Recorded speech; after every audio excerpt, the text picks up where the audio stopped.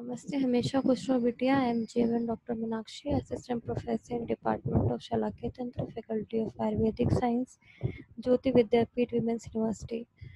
Today in this session we will discuss the rest part of the flectanular keratoconjunctivitis, which is a type of the allergic conjunctivitis.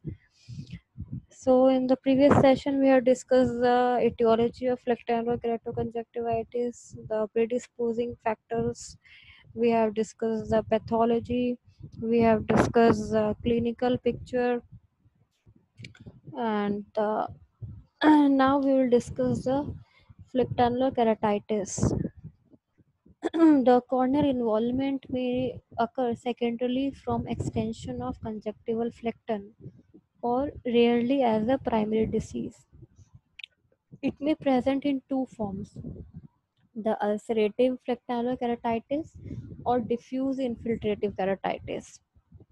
So the first form is the ulcerative flectanular keratitis, which may occur in the following three forms: the sacrophilous ulcer, and fascicular ulcer, and third is the miliary ulcer.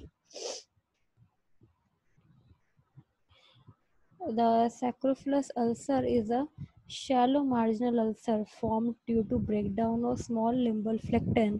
It differs from the cattle ulcer in that there is no clear space between the ulcer and the limbus, and its long axis is frequently perpendicular to limbus. Such an ulcer usually clears up without leaving any opacity. Second is the fascicular ulcer, which has a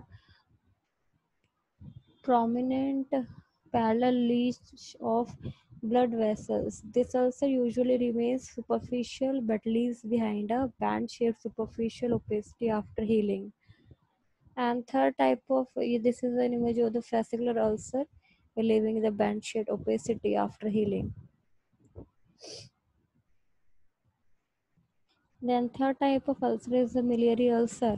In this form, multiple small ulcers are scattered over a portion of or whole of the cornea. And then the second form of flectanular keratitis is the diffuse infiltrative flectanular keratitis, which may appear in the form of central infiltration of cornea with characteristic rich vascularization from the periphery all around the limbus. It may be superficial or deep. The clinical course is usually self-limiting and flectin disappears in 8 to 10 days, leaving no trace. However, recurrences are very common. Then the differential diagnosis of the flectanular keratoconjunctivitis. The flectanular conjunctivitis needs to be differentiated from the episcleritis, scleritis, and conjunctival foreign body granuloma. The presence of one or more whitish raised nodules on the bulbar conjunctiva near the limbus with hyperemia, usually the surrounding conjunctiva in a child living in a bad hygienic condition, are the diagnostic feature of the flectanular conjunctivitis. Then the management of the flectanular keratoconjunctivitis. It includes the treatment of flectanular conjunctivitis by local therapy, investigations, and specific therapy aimed at eliminating the causative allergen and general measures to improve the health of the child.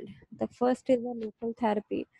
We should give the topical steroids in the form of eye drops or ointment like dexamethasone or betamethasone produce dramatic effect in flectanular keratoconjunctivitis.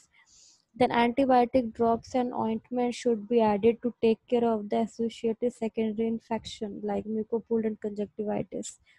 Then atropine 1% eye ointment should be applied once daily when cornea is involved.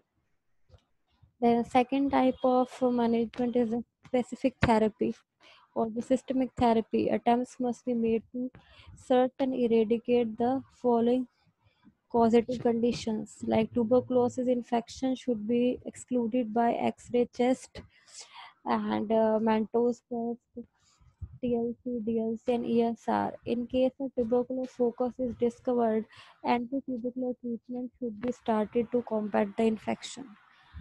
Then the septic focus in the form of tonsillitis, adenoiditis, or carry seeds when present should be adequately treated by systemic antibiotics and necessary surgical measures.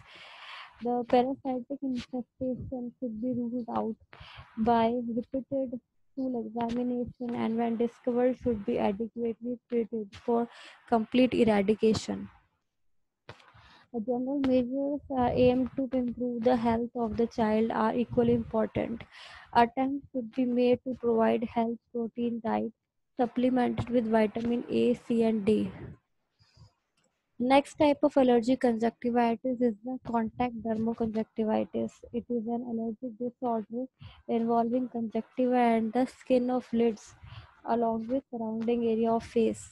The etiology of contact dermoconjunctivitis it is in fact a delayed hypersensitivity type 4 response to prolonged contact with chemicals and drugs.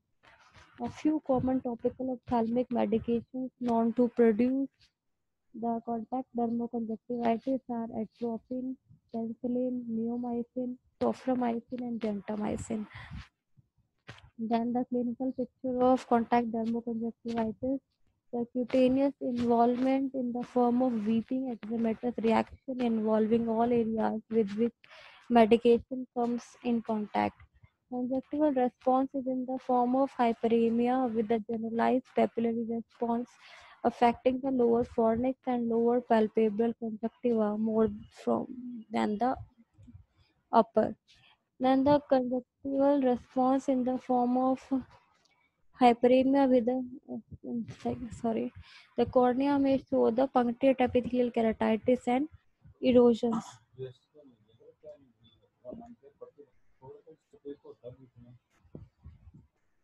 Then the diagnosis of the contact dermoconjunctivitis.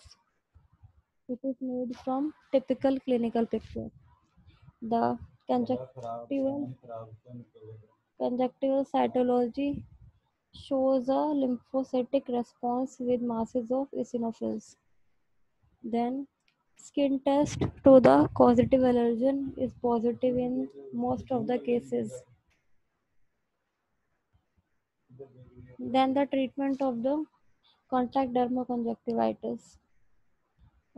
Treatment consists of the discontinuation of the positive medication and topical steroid eye drops to relieve symptoms and application of steroid ointment on the involved skin. Thank you so much. In the next session, we will discuss the cicatricial conjunctivitis. So, the topic of allergic conjunctivitis completes here.